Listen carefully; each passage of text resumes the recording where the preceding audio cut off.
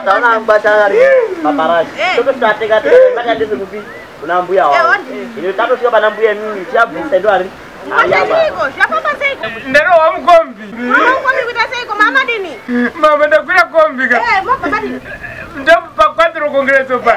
Ndakura mkombi ga. Ndo manapenda nikavhura fire extinguisher ndichifunga kuti sanitizer. Ndero.